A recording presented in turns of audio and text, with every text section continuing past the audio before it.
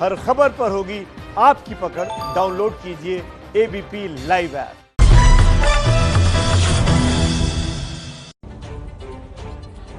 आठ बजकर 32 हो गया है वक्त। नमस्ते भारत के दिल्ली मुंबई एडिशन में सबसे पहले बात महाराष्ट्र की। पूरा महाराष्ट्र कोरोना से जद्दोजहद कर रहा है, लड़ रहा है, लोग मर रहे हैं, लेकिन सरकार में शामिल शिवसेना और कांग्रेस आपस में लड़ रहे हैं। और ये लड़ाई किस बात को लेकर है जानते हैं? लड़ाई वर्चस्व को लेकर है। लड़ाई विधान परिषद की सीटों को लेकर चल रही है। लड़ाई कांग्रेस और शिवसेना के बीच है। कांग्रेस बराबर सीटें चाहती है, लेकिन शिवसेना देना नहीं चाहती और इसी को लेकर झगड़ा बढ़ रहा है।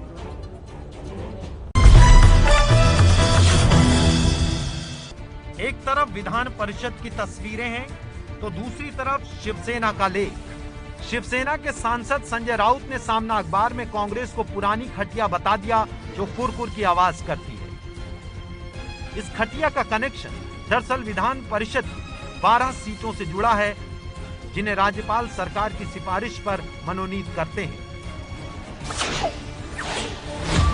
कांग्रेस चाहती है तो उसे बराबर यानी 4 सीटें मिले, लेकिन शिवसेना का मानना है कि विधानसभा में जिसके पास ज्यादा सीटें हैं उसे विधान परिषद में भी ज्यादा सीट मिले। विधानसभा में शिवसेना के पास 56 सीटें हैं, एनसीपी के पास 54 सीट हैं और कांग्रेस के पास 44 सीट हैं। जैसा कि आप सब लोग जानते हैं कि विधानसभा के विधायक ही विधान परिषद के विधायकों के बड़े हिस्से का चुनाव करते हैं। दरअसल ठाकरे सरकार के बीते 6 महीनों के दौरान कुछ एक ऐसे मौके आए हैं जब तीनों घटक दलों के बीच में आपसी मनमुटाव हुआ है, लेकिन ये पहली बार है कि इनके बीच की कड़वाहट सार्वजनिक तौर पर सामने आ रही है। कहानी को आगे बढ़ाएं उससे पहले संजय राउत सामना में कांग्रेस के लिए क्या लिखा देखिए। कांग्रेस पार्टी भी अच्छा काम कर रही है, लेकिन समय समय पर पुरानी खटिया रह रहकर कुरकुर की आवाज करती है। खटिया पुरानी है, लेकिन इसकी एक ऐतिहासिक विरासत है। इस पुरानी खाट पर करवट बदलने वाले लोग भी बहुत हैं, इसलिए ये कुरकुर महसूस होने लगी है। दरअसल शिवसेना की ओर से ये तीखी प्रतिक्रिया कांग्रेस की ओर से बार बार किए जा रहे हमलों की वजह से आई है। कांग्रेस के नेता चाहे राहुल गांधी हो, अशोक चौहान हो या फिर बाला साहेब थोराट हों, कई बार अपने बयानों के जरिए ये जता चुके हैं कि ठाकरे सरकार में उनके साथ सौतेला व्यवहार हो रहा है। अहम फैसले लिए जाते वक्त उन्हें तवज्जो नहीं दी जाती, उनके साथ समान व्यवहार नहीं किया जाता। हालांकि शिवसेना कह रही है कि कांग्रेस और उसके बीच कोई मनमुटाव नहीं है। रही बात लेख की, तो वो तो सामना के लिखने का स्टाइल है, पर कांग्रेस कह रही है कि सामना का संपादकीय अधूरी जानकारी पर लिखा गया। ये कांग्रेस पर कहाँ तंज लिखा? आप पढ़ लीजिए, कांग्रेस पर तंज करने की कोई बात ही नहीं है। ये एक सामना की लिखने की अपनी एक शैली है, कोई नाराज नहीं है। मीटिंग पे नहीं बुलाया जाता है? नहीं, देखो कैबिनेट होती है, कैबिनेट में तो सब मंत्री होते हैं। जो सामना में लिखा है पूरी उनको मालूमात नहीं है, उन्हें जो थोड़ा सा कुछ सुनाई दिया उस पर उन्होंने अग्रलेख किया। कोई गलत बात नहीं, कुछ मांग है हमारी जनता के लिए है, हमारी कुछ हमारी व्यथा है वो भी हमें बतानी है, तो इसके लिए तो हमें टाइम 1 to 1 चाहिए सीएम साहब के साथ। मुंबई कांग्रेस के पूर्व अध्यक्ष संजय निरुपम का कहना है कि शिवसेना बार बार कांग्रेस का अपमान कर रही है, इसलिए सरकार में रहने पर अब उसे विचार करना चाहिए।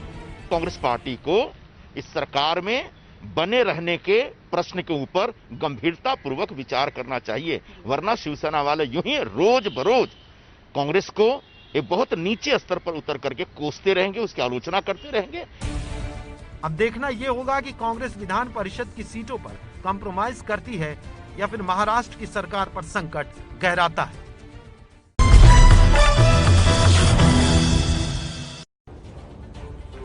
फुल ऑन राजनीति कर रहे नेताओं को समझने की जरूरत है कि देश में सबसे ज्यादा प्रभावित अगर कोई राज्य है कोरोना से तो वो महाराष्ट्र है। महाराष्ट्र में कोरोना के आंकड़े क्या कहते हैं उसका एक अपडेट जान लीजिए। महाराष्ट्र में कोरोना संक्रमित मरीजों की कुल संख्या 1,13,445 हो गई है। वहीं 5,510 लोगों की कोरोना के कारण मौत हो गई है। इनमें 57,851 लोग कोरोना से ठीक भी हो गए हैं। महाराष्ट्र का आंकड़ा तेजी से बढ़ता हुआ कोरोना कैपिटल बनी हुई है मुंबई। या मुंबई के आंकड़े हम आपको दिखा देते हैं। मुंबई शहर के आंकड़े आपको दिखाने जा रहे हैं। मुंबई में जो आंकड़ा है वो करीब 60,000 के पार मरीजों की संख्या पहुंच गई है। 60,228 कुल केस हैं। 3,167 लोगों की मौत हुई है। 1300 नए मौत के आंकड़े कल महाराष्ट्र सरकार ने इसमें जोड़े हैं। ठीक हुए मरीजों की तादाद 31,041 हो गई है। कुल मिला के मरीजों की तादाद भी तेजी से, जो ठीक होने वाले मरीजों की तादाद है वो भी काफी तेजी से बढ़ रही है। नमस्ते भारत के दिल्ली मुंबई एडिशन में अब बात कोरोना से मौत के आंकड़ों की, जो महाराष्ट्र और दिल्ली दोनों राज्यों में अचानक बढ़ गई है। महाराष्ट्र में कल 1300 से ज्यादा, जैसा कि विकास जिक्र कर रहे थे, 1300 से ज्यादा मौत का आंकड़ा जोड़ा गया, तो दिल्ली में 400 से ज्यादा का। ये आंकड़े ऐसे वक्त पर आए हैं जब दोनों राज्यों में विरोधी लगातार सरकार पर मौत के आंकड़े छिपाने के आरोप लगा रहे हैं। बाकायदा पूर्व मुख्यमंत्री देवेंद्र फडणवीस ने तो चिट्ठी लिखकर उद्धव ठाकरे को पर आंकड़े छिपाने का आरोप लगाया।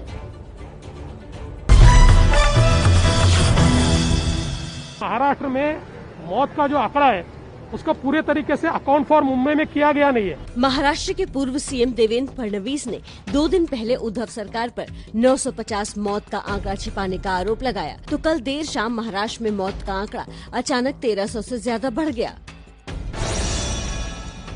महाराष्ट्र में कोरोना के 1328 मृतकों का नया आंकड़ा जोड़ दिया गया। 1328 में से 862 मौत मुंबई में हुई। अब राज्य में कुल मौत का आंकड़ा 5,537 पर पहुंच गया है। डेथ ऑडिट कमेटी ने अब तक अघोषित आंकड़े भी जोड़ दिए हैं। पूर्व मुख्यमंत्री देवेंद्र फडणवीस ने इस आंकड़े के जारी होने के बाद ट्वीट किया और लिखा, मृतकों के आंकड़े जोड़ने के नाम पर की गई लापरवाही को नजरअंदाज नहीं करना चाहिए और इसके लिए जिम्मेदार लोगों पर कठोर कार्रवाई करनी चाहिए। उधर दिल्ली में भी मौत के आंकड़े को छिपाने को लेकर बीजेपी लगातार केजरीवाल सरकार पर आरोप लगा रही है।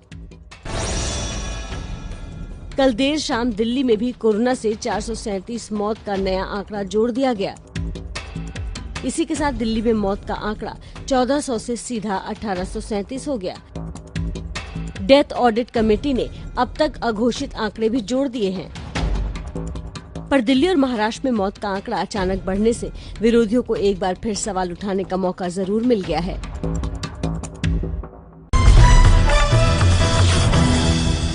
सुशांत सिंह राजपूत केस से जुड़ी हुई इस वक्त एक बड़ी खबर आ रही है। सुशांत के पिता के सिंह ने मुंबई पुलिस को दिए बयान में बड़ा खुलासा किया है। उन्होंने बताया कि सुशांत ने बताया था फिल्म इंडस्ट्री में चल रहे टेंशन की वजह से वो काफी लो महसूस कर रहे हैं। सुशांत के पिता ने पुलिस को दिए अपने बयान में बात मानी है कि सुशांत इंडस्ट्री के दबाव की वजह से तनाव में थे। पिता ने जब सुशांत से इस बारे में जानकारी लेनी चाहिए, कोशिश की उनसे पूछने की, तो ये भी पिता ने कहा कि अगर सुशांत चाहें तो पिता उनके साथ रहने को तैयार हैं। तब सुशांत ने कहा था कि सब कुछ ठीक हो जाएगा, आप चिंता ना करें, मैं अपना वक्त ले रहा हूं, मैं सब कुछ ठीक कर लूंगा। अपडेट लेंगे हमारे सहयोगी गणेश ठाकुर से। गणेश, ये पहली बार है कि जो बात दबी जुबान सहयोगी कह रहे थे, परिवार की तरफ से कोई कह रहा है कि हाँ, इंडस्ट्री का जबरदस्त दबाव था।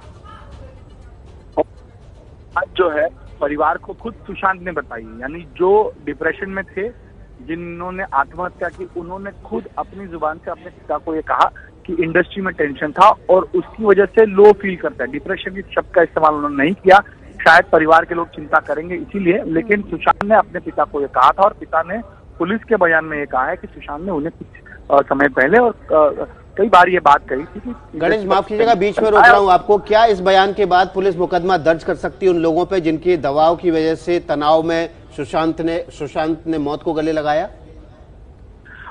देखिए विकास, अभी पुलिस को उनके पिता ने किसी का नाम नहीं लिया क्योंकि सुशांत ने किसी का नाम उनके सामने नहीं लिया था, तो इसीलिए पुलिस अब सभी लोगों से पूछताछ कर रही है। और जब पूछताछ में ये बात सामने आएगी कि जो तनाव या जो दबाव था या जो टेंशन था वो इन लोगों की वजह से है, तो पुलिस निश्चित रूप से अबेटमेंट की केस इसमें ले सकती है, यानी आत्महत्या को प्रवृत्त करने की केस ले सकती है।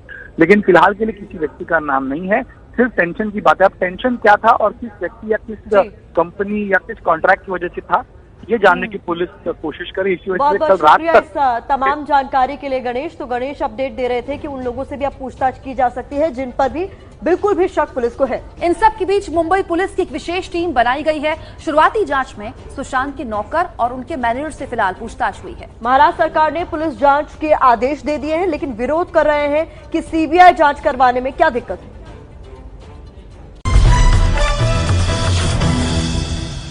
मीडिया के द्वारा जो बात सामने आ रही है कि फिल्म इंडस्ट्री के बिजनेस राइवलरी के कारण इन्होंने आत्महत्या की है, ये एंगल की भी जांच पुलिस विभाग करेगा। महाराष्ट्र के गृह मंत्री अनिल देशमुख ने बॉलीवुड अभिनेता सुशांत राजपूत की मौत की जांच की बात कही है और सूत्रों के मुताबिक मुंबई पुलिस ने एक विशेष टीम बना दी है, जिसके बाद पुलिस ने इस केस में जांच शुरू कर दी है। सुशांत ने अब तक जिन जिन लोगों के साथ काम किया, ऐसे लोगों की सूची मुंबई पुलिस ने तैयार की है। इसके अलावा सुशांत के परिवार, दोस्त, मैनेजर और साथ काम करने वाले लोगों से पूछताछ कर पुलिस उन लोगों की जानकारी ले रही है जिनके साथ सुशांत ने काम किया था, कॉन्ट्रैक्ट साइन किया था या डील करने वाले थे, ताकि सुशांत की मौत की असली वजह पुलिस जान सकेगी। पुलिस ने शुरुआती जांच में सुशांत के नौकर और मैनेजर से बात की है। जल्द ही उस डॉक्टर से भी पूछताछ होगी जो सुशांत के डिप्रेशन का इलाज कर रहे थे। जिस डॉक्टर से सुशांत पिछले 6 महीनों से डिप्रेशन का इलाज करा रहे थे, उनका बयान इस मामले में बेहद अहम है।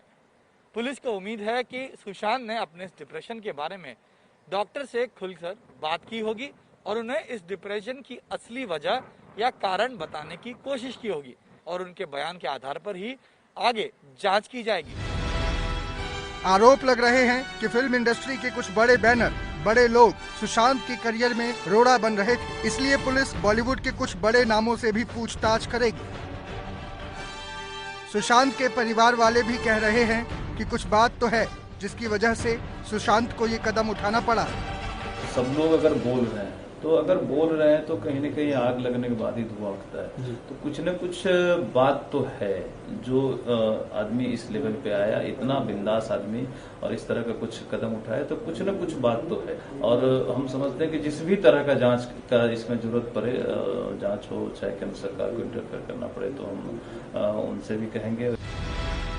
उधर महाराष्ट्र में सरकार के विरोधी सवाल उठा रहे हैं कि इस केस को सीबीआई को क्यों नहीं सौंपा जा रहा। सुशांत सिंह राजपूत की मौत का मामला, उनके घर वाले स्वयं कहते हैं कि आत्महत्या नहीं हो सकती, कुछ अन्य कारण है। तो सवाल ये उठता है कि ऐसी स्थिति में महाराष्ट्र सरकार को यह केस सीबीआई को सौंपने में कौन सी आपत्ति है। फिल्म अभिनेत्री कंगना रनौत, डायरेक्टर शेखर कपूर से लेकर कई बड़ी हस्तियां सुशांत की अचानक मौत पर सवाल उठा चुके हैं। एबीपी न्यूज पर लगातार दिल्ली मुंबई एडिशन पर हम आपको दिल्ली मुंबई की हर खबर बता रहे हैं। कोरोना से दिल्ली को बचाने के लिए अरविंद केजरीवाल ने कमर कस ली है। दिल्ली के कई होटल्स में मरीजों के इलाज के लिए क्वारंटीन सेंटर्स बनाए जा रहे हैं। केजरीवाल दिल्ली के एक ऐसे ही होटल में तैयारियों का जायजा लेने भी पहुंचे। होटल सूर्या जो है वो पास में मौजूद होली हॉस्पिटल के साथ में अटैच कर दिया गया है और जिसका दौरा करने के लिए अरविंद केजरीवाल पहुंचे। घड़ी में दोपहर के करीब 12 बज रहे थे जब दिल्ली के मुख्यमंत्री अरविंद केजरीवाल सूर्या होटल में कोरोना की तैयारियों का जायजा लेने पहुंचे। दरअसल इस होटल में कोरोना मरीजों को क्वारंटीन करने की तैयारी की जा रही है। केजरीवाल ने होटल मैनेजमेंट से बातचीत की और फिर होटल के कमरों के अंदर जाकर इंतजाम देखा और परखा। दिल्ली हाईकोर्ट ने न्यू फ्रेंड्स कॉलोनी के होटल सूर्या को होली फैमिली अस्पताल के साथ अटैच करने का आदेश दिया है। इस तरह से बहुत सारे और होटल्स हैं दिल्ली के अंदर जो हमें रिक्विजिशन करने पड़ रहे हैं। मैं उम्मीद करता हूं कि ये 2-3 दिन में शुरू हो जाएगा। पहले 120 बेड शुरू होंगे, उसके बाद इसको रैंप अप करके 250-300 बेड्स तक ले जाया जाएगा। करीब आधे घंटे तक केजरीवाल होटल में रुके। सूर्या होटल के अंदर एबीपी न्यूज संवाददाता अजातिका भी मौजूद थी, जो बता रही हैं कि तैयारी कैसी है। तैयारियां हैं वो भी होटल में अब फिलहाल शुरू हो चुकी हैं। देखिए एंट्रेंस गेट पर ही आपको सैनिटाइजर नजर आएगा। लॉबी में हमारी मौजूदगी है और लॉबी में जो मेरे दाईं तरफ आप इधर सीढ़ियां देख रहे हैं, केवल इन्हीं सीढ़ियों का इस्तेमाल जो है वो मरीजों को इस्तेमाल में लाने दिया जाएगा। देखिए एलिवेटर की अगर आप तस्वीरें देखें तो यहाँ पर सोशल डिस्टेंस को बनाने की पूरी कोशिश की गई है। केजरीवाल सरकार ने दिल्ली के ताज मानसिंह होटल को भी कोरोना मरीजों के लिए तैयार करने के लिए कहा है। गंगाराम अस्पताल के मरीजों को यहाँ रखा जाएगा।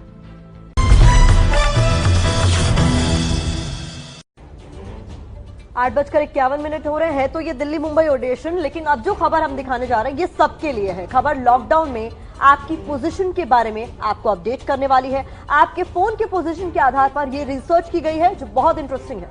ये रिसर्च गूगल ने दुनिया भर में की है। आंकड़े बेहद दिलचस्प हैं। लॉकडाउन में हम क्या ज्यादा कर रहे थे, क्या कम, सब पता चलने वाला है। गूगल ने भारत को जो आंकड़ा बताया है उसके मुताबिक देखिए कितना दिलचस्प आंकड़ा है। खाने पीने और मनोरंजन की जगहों पर करीब 57% लोग कम गए, आधे से भी ज्यादा। किराना फार्मेसी की दुकानों में 6% लोग ज्यादा गए। पार्क में घूमने में 50% यानी 50% लोगों की कमी आई। देखिए, लॉकडाउन में बाहर घूमना फिरना मना था, इसलिए ये कमी सीधे सीधे सर्वे में भी रिफ्लेक्ट हो रही है। ट्रांजिट स्टेशन में 36% लोगों की कमी आई है। काम करने की जगहों पर भी 33% कम लोग पहुंचे हैं। घर में रहने वाले लोगों की संख्या में 15% की बढ़ोतरी हुई है। देखिए, गूगल मैप्स जो होते हैं हम सब इस्तेमाल करते हैं, वो हमारी लोकेशन ट्रेस करता है, उसके जरिए ये आंकड़ा आया होगा। फिर याद दिला दें कि दिल्ली मुंबई या भारत का आंकड़ा नहीं है, दुनिया भर का आंकड़ा है।